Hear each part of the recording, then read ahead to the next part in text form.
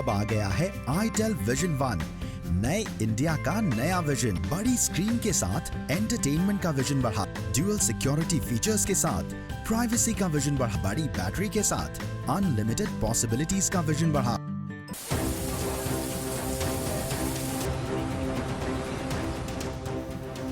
दिल को दहला देने वाली ये तस्वीरें उस प्रदेश की हैं जो पानी की किल्लत के लिए अक्सर सुर्खियों में रहता है।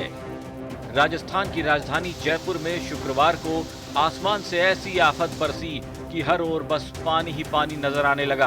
पानी का तेज बहाव ऐसा था कि सड़कें समंदर और गली मोहल्ले नदियों में तब्दील हो गए। किसी को यकीन नहीं हो रहा था कि महज 4 घंटों की बारिश सैलाब लेकर आ जाएगी। मूसलाधार बारिश के बाद बाढ़ जैसी स्थिति पैदा हो गई।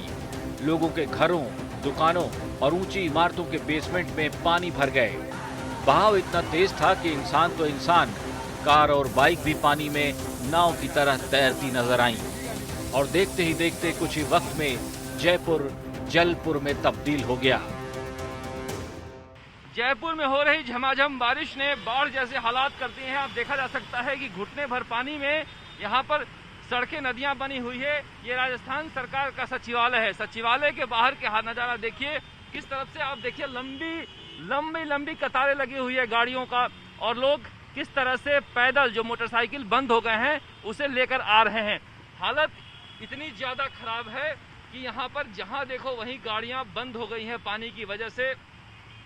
सरकार होटल में थी जिसकी वजह से नालियां साफ नहीं हो पाई और लोग इस तरह से परेशान हो रहे हैं। राजधानी में पहले भी बारिश होती थी, लेकिन ऐसे हालात किसी ने नहीं देखे थे।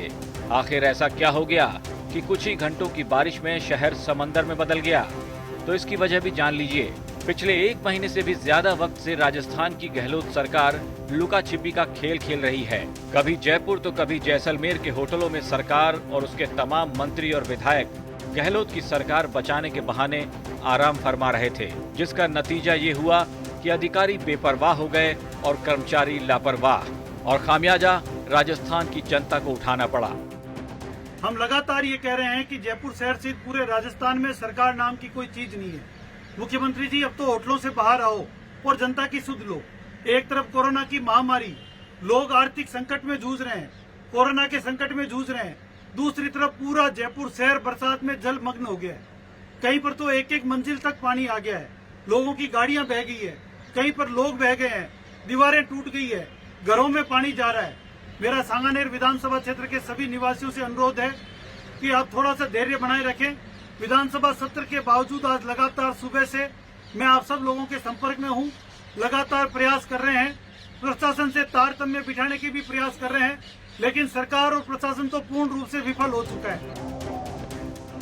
शुक्रवार को बारिश के बाद जो हालात बने, उसकी वजह से कई जगहों पर हादसे भी हुए, जिसमें 5 लोगों को अपनी जान गंवानी पड़ गई। उफनते नाले में बोलेरो कार बहने की वजह से पति पत्नी और एक बच्चे की मौत हो गई। किशनबाग कच्ची बस्ती के पास 4 युवक नाला पार कर रहे थे। पहाड़ी से तेज बहाव आ रहा था। अचानक समी नाम का 19 साल का एक युवक पानी में बह गया। इस तरह से कई हादसे देखने को मिले, जिनमें कुल 5 लोगों ने अपनी जान गंवाई। बारिश थमने के बाद का मंजर तो और भी भयावह था। बारिश के बाद ऊंचाई वाले इलाकों से निचले इलाकों में टनों टन मिट्टी बहकर जमा हो चुकी थी। कार, बाइक, सब कुछ मानो मिट्टी में दफन हो गए हों।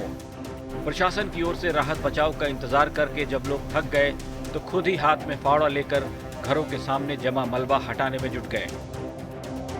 शुक्रवार को गहलोत सरकार ने सदन में बहुमत साबित करके अपनी सरकार तो बचा ली, लेकिन शायद अगर सरकार होटलों में इतने दिनों तक बंद न रहती तो जनता को इस तरह की त्रासदी का सामना नहीं करना पड़ता।